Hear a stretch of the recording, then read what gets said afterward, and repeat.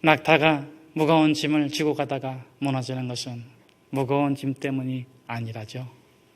무거운 짐 지고 터벅터벅 걸어가는데 거기에 작은 것 하나 올려놓습니다. 이깟 것 때문에 무너지겠냐 하고 올려놓는데 그깟 것 때문에 무너집니다. 항해의 법칙을 따르지 않았기 때문에 그렇습니다. 그러나 항해의 법칙을 따르면 무거운 짐도 가볍게 지고 갑니다. 항해의 법칙의 3요소는 무엇일까요? 첫째, 멀리 보는 것입니다. 때로는 폭풍우가 몰아치고 파도가 거세게 일어나고 아무것도 할 수 없는 난간에 봉착되기도 합니다. 그때 필요한 것은 무엇입니까? 멀리 보는 것입니다. 광야의 선지자 세례 요한이 감옥에 갇혔습니다. 이해할 수 있는 고난일까요? 살로메의 춤수위가 끝나자 헤롯이 묻습니다. 무엇을 원하느냐? 나라의 절반이라도 너가 원하면 주겠노라. 그때 이 살로메는 명예를 원하지 않습니다. 권력을 원하지 않습니다. 욕망을 원합니다. 세례 요한의 목을 베어 주십시오. 순수에 대한 욕망, 순결에 대한 욕망, 그 목을 소유하면, 그를 소유하면, 그 생명을 소유하면 자신이 순수해지고 순결해질 줄 알았던 것입니다. 그러나 욕망은 성취하면 성취할수록 더러워집니다. 전설에 따르면 살로메는 잘려진 세례 요한의 목을 받아들고 그 피 묻은 입술에 입을 맞췄다고 하지요. 그리고 그 머리통을 부여안고 거리로 나가 뒤둥글다가 죽었다고 합니다. 이해할 수가 있겠습니까? 이렇게 죽어야 하는 세례 요한을 이해할 수가 있겠습니까? 순결의 욕망이 짓밟혔습니다. 집요한 욕망이 광야의 선지자를 목 베어버렸습니다. 광기는 예수로 승화되었는데 믿음은 순교를 당했습니다. 이해할 수가 있겠습니까? 감옥에 갇힌 세례 요한은 결코 이해할 수 없습니다. 순교를 이해하지 못하는 것이 아닙니다. 헌신과 희생을 이해하지 못하는 것이 아닙니다. 억울함을 이해하지 못하는 것이고 광기에 짓밟히는 믿음을 이해하지 못하는 것이고 욕망에 짓밟히는 순교를 이해할 수가 없는 것입니다. 순교를 지키면 깨끗하게 살아야 하지 않습니까? 진리에 순종하면 보호받아야 하는 것이 아니겠습니까? 아무리 생각해도 납득할 수 없게 제자를 보내 묻습니다. 예수님께 묻습니다. 오실 그이가 당신입니까? 아니면 우리가 다른 일을 기다려야 합니까? 예수님이 말씀하십니다. 당하는 고난이 어렵고 힘드니 지고 가는 짐이 무거우니 멀리 봐라. 여러분, 우리가 보는 것이 무엇입니까? 여러분이 보는 것이 무엇입니까? 당신이 보는 것이 무엇입니까? 거기에 골고다 십자가가 보인다면 당신은 부활할 것입니다. 그러나 당신이 보이는 거기에 화려한 왕궁이 보인다면 욕망에 휩싸여 지옥으로 떨어질 것입니다. 우리 인간 자신을 보면 희망이 아니라 절망입니다. 우리의 당면한 현실을 본다면 소망이 아니라 좌절입니다. 그 현실을 보고 그 자신을 보고 괴로워하고 힘들어하고 있는 우리에게 우리의 원수 사단마귀는 끊임없이 속삭일 것입니다. 분노해라, 분노해라, 좌절해라, 분노해라, 절망해라, 분노해라, 외치라, 정의를 외치고 공의를 외치라. 그러나 여러분, 동기가 그릇된 공정은 비틀어집니다. 정의란 이름으로 자기 욕망을 채우고 공의란 이름으로 권력을 휘두르는 것을 우리는 보고 있지 않습니까? 예수 그리스도를 바라보십시오. 그분은 말씀하지 않지만 그분을 바라보십시오. 그러면 보이는 것이 무엇입니까? 보이는 것은 죽음입니다. 십자가. 살려고 생각하지 마십시오. 당신 앞에 있는 것은 죽음입니다.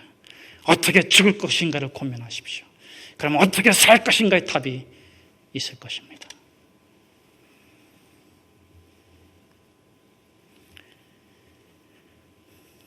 우리는 헛된 자존심을 붙잡고 있습니다. 여러분, 자존심이 꽃이라면 인격은 열매 아니겠습니까? 꽃이 떨어지지 아니하면 열매는 맺히지 않습니다. 그럼에도 불구하고 사람들은 꽃으로 살려고 합니다. 시드는 꽃, 떨어지는 꽃. 인간 욕망은 그 시든 꽃을 부여잡고 늘어지면서 영광을 요구합니다. 이 얼마나 추악하고 안타깝습니까? 그러나 여러분, 죽음을 생각할 때 인간 욕망은 순결해집니다. 사람 변하지 않아요. 저희 아내와 저가 산 지도 이제 30년이 다 됐는데 저희 아내하고 저하고 싸우는 일이 매일 똑같습니다. 할렐루야. 여러분, 제가 얼마나 훌륭합니까? 아멘이 없으시네요. 그런데 안 변해요. 기질, 성격 안 변합니다. 어떻게 결혼했어요? 살다 보면 변하겠지? 더 즐겨만 집니다. 아주 지긋지긋하지 않습니까? 여러분, 언제 변합니까? 죽음을 생각할 때 변하는 거예요. 더 잘 살기를 원하십니까? 죽음을 생각하십시오. 인간이 변할 수 있는 유일한 길은 죽음입니다. 미움이든 저주든 상상살인이든 남을 죽이면 더 악하게 변해요. 그런데 자기 자신의 죽음을 생각하고 십자가를 생각하면 진실해집니다. 이 사람은 완벽을 추구하지 않습니다. 실패를 두려워하지도 않습니다. 곧 떨어질 꽃을 부여잡고 춤추지 않습니다. 그 광기를 버리고 겸손히 자신의 살아온 삶이 또 다른 이에게 선물이 되기를 바라고 마지막 한순간까지 하루를 더 살든 10년을 더 살든 30년을 더 살든 100년을 더 살든 마지막 한순간까지 진실함이 드러나기를, 예수가 드러나기를, 나는 죽고 예수가 드러나기를 원하며 사는 것입니다. 예수님의 삶의 중심은 무엇이 있었습니까? 예수님은 항상 예루살렘으로 올라가셨습니다. 그러나 예수님의 목적지는 예루살렘이 아니라 십자가입니다. 마침내 십자가에 달리신 예수님이 온 인류를 향해서 외칩니다. 사랑해, 사랑해, 사랑한다. 더 이상 예수의 목소리가 들리지 않지만 그분의 사진첩을 열어보면, 그분의 일기장을 읽어보면 나 같은 죄인 구원하기 위해서 그 당하신 고난과 아픔과 눈물과 고통을 기쁘고 행복하게 걸어가면서 너의 죽음의 값, 너의 죄의 값, 너의 고통의 값을 내가 다 치렀으니 너는 짐 가볍게 지고 가라. 사랑한다 아들아, 기뻐해라. 사랑한다 내 딸아, 소망으로 살아라. 절망을 이겨라. 좌절을 이기고 하나님을 찬양해라. 사랑한다. 온 몸으로, 온 삶으로, 온 인류를 향해서 너희는 결코 죄와 얻은 것 사망의 권세에 굴하지 말고 생명과 의와 거룩함과 참된 나라를 위하여 항해해 나가라고. 그분은 지금도 외치고 계신 것입니다. 하나님이 세상을 이처럼 사랑하사 독생자를 주셨으니 이는 누구든지 저를 믿는 자마다 멸망치 않고 영생을 얻을 것이니라. 성경은 그분의 메아리가 되어서 오늘도 외치고 있는 것입니다. 당신은 위대한 하나님의 사람입니다.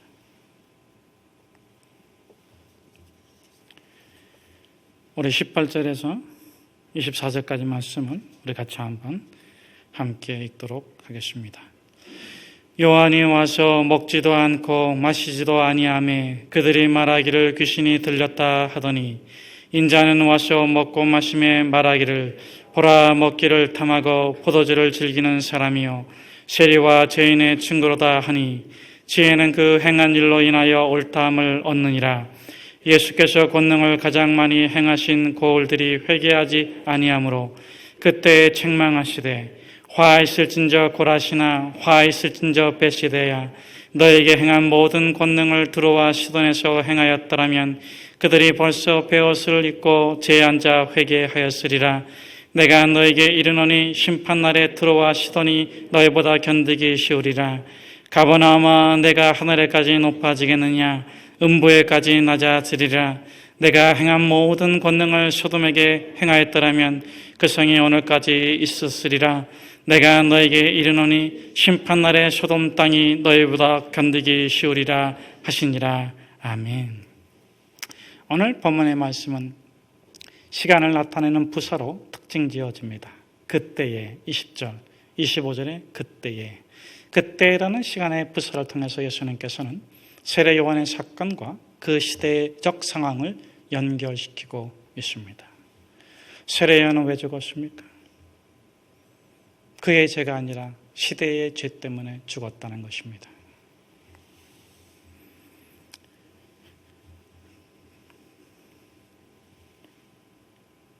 악한 자들이 죄를 짓는데 의인들이 희생당하는 것이 그 시대의 상황이었습니다. 오늘날은 다를까요? 다른 것이 있다면 오늘날에는 악한 자들이 하나도 없다는 것입니다. 왜냐하면 항상 거짓을 말하기 때문에. 반면 항상 의인들이 벌을 받고 있습니다. 선으로 용서를 구하면 낙인이 지켜지기 때문에.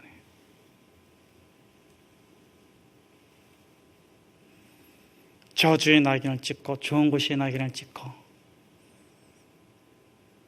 끊임없이 그것을 홍보하고 광고하고 있습니다. 그러나 오늘 예수님께서는 이렇게 말씀하시는 것입니다. 이 세상의 문제가 세상의 문제가 아니라 믿는 자들의 문제다.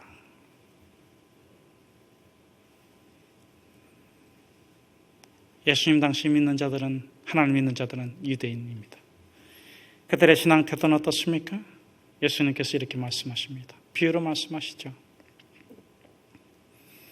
장터에서 아이들이 앉아서 나팔을 불고 피리를 불어도 춤추지 아니하고 가슴을 치며 슬피 통곡해도 함께 울지 않는 시대. 한 공간에 있고 한 하나님을 믿고 한 믿음의 삶을 살지만은 철저히 이기적이고 무관하게 살아가는 시대. 하나님을 믿는다고 하지만 하나님의 소리를 듣지 아니하고 하나님의 심장으로 아파하지 아니하고 자기 자신만을 위하는 그 시대에서, 그 시대에 믿는 자들이 그 시대에서 하는 것이 무엇입니까?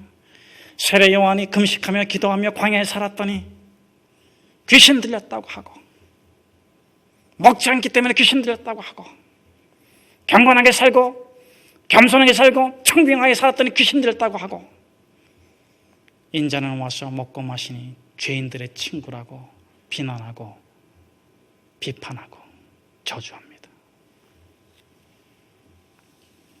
이것이 항해의 법칙을 짤 때, 항로를 정할 때 고려해야 될 두 번째 상황입니다. 항상 비난은 있다. 항상 비판은 있다.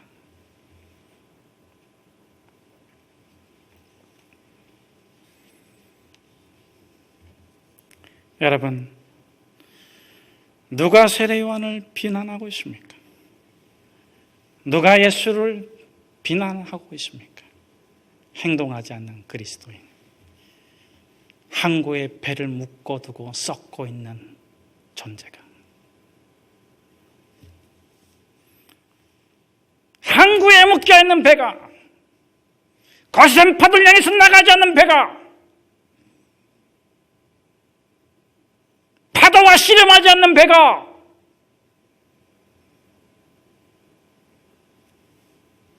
전쟁터에서 상처 입고 돌아온 군사들에게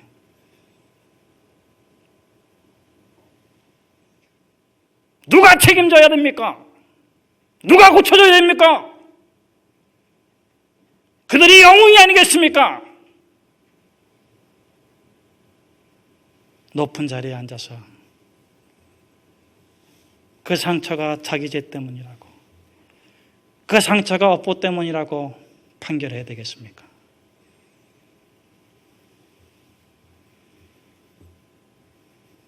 왜 이런 현상이 나타나는 것일까요? 회개하지 않고 예수를 따르려고 하기 때문에 그렇습니다. 회개 없이 하나님을 믿으려 하기 때문에 그렇습니다. 예수님 당시 바리새인과 사두개인들의 특징이 뭡니까? 죄가 하나도 없어요. 잘못이 하나도 없어요.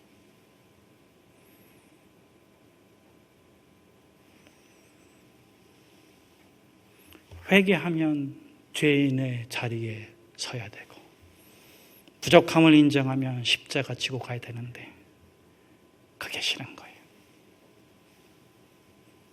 시커먼 죄를 뒤집어쓰고 자기가 의인이라고. 누가 회개해야 됩니까? 죄인의 회개를 요구하시는 것이 아니라 의인의 회개를 요구하시는 것입니다. 고라시나 베세다야, 너희가 행했던 그 기적을, 그 권능을 소돔과 고모라에게 행했다면 소돔이 고모라가 회개하고 심판을 면하였으리라. 고라시나 베세다야, 심판날에 너희가 더욱 견디기 어려울 것이다.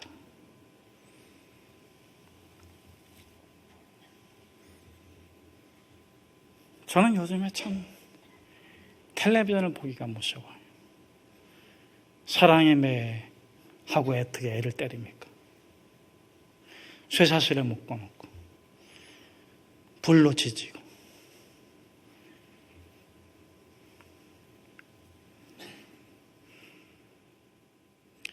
우리가 회개해야 되는 것은 내가 옳다고 행한 죄, 내가 옳다고 행한 그 일을 붙잡고 회개해야 돼요. 내가 정말 옳다고 행했는데, 내가 그 일 옳다고 행했는데 그게 정말로 옳은 일이냐?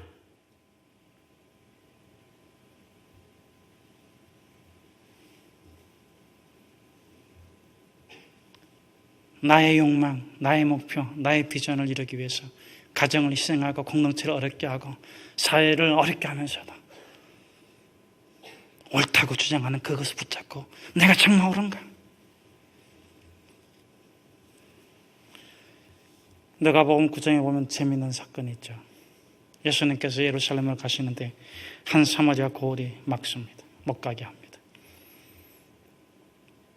그러자 화가 난 야고보와 요한이 예수님, 하늘에서 불을 명해가지고 태워버릴까요? 누구의 목표입니까? 누구의 비전입니까? 누구의 욕망입니까? 내가 옳다고 주장한 그것을 내가 예수 그리스도의 이름을 내세워서 행하지 않았는가? 그것을 회개해야 되는 것입니다.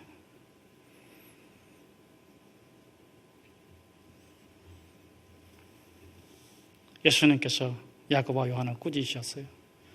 사도행전 8장에 가면은 그 사마리아 상업에 성령의 불이 임했습니다. 결코 구원받을 수 없다고 생각했던 그 사마리아인들이 구원받았어요. 복음을 믿습니다. 교회가 확인차 보냅니다. 누굴 보냅니까? 베드로와 요한을 보냅니다. 요한이 거기 가가지고 확인해야 돼. 정말 이 개 되지만도 못한 사마리아인들이 구원받았나? 그들에게 성령이 임했나? 그들이 복음을 믿었나? 그들이 하나님 만났나? 여러분, 그때 그 요한의 심경이 어떻겠습니까? 여러분, 그 가는 그 길에서도 자기 고집을 펴야 되겠습니까?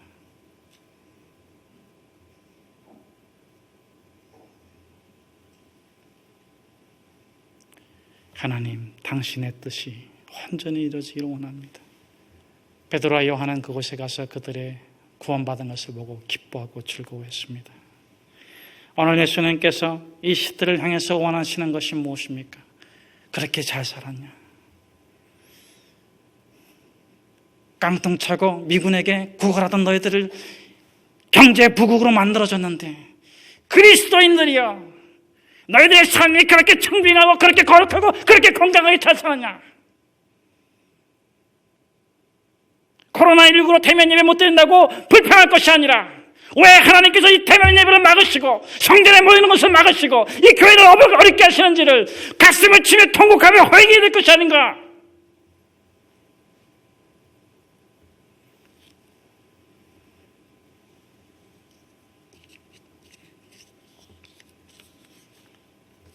(25절에서 30절의) 말씀입니다.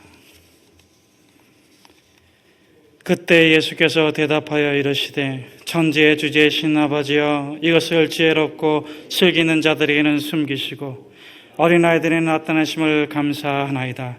옳소이다. 이렇게 된 것은 아버지의 뜻이니이다. 내 아버지께서 모든 것을 내게 주셨으니 아버지 외에는 아들을 아는 자가 없고 아들과 또 아들의 소원대로 계시를 받은 자 외에는 아버지를 아는 자가 없느니라.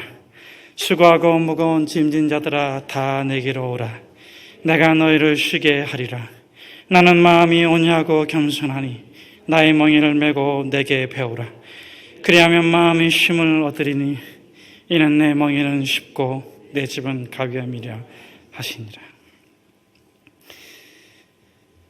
한 인간에 대한 최종적 평가는 그 사람이 안락하고 편안할 때 어디에 있었는가가 아니라 그 사람이 어디에서 도전하고 어디에서 꿈을 꾸었는가에 따라 결정되어야 한다. 마틴 루터 킹의 말입니다.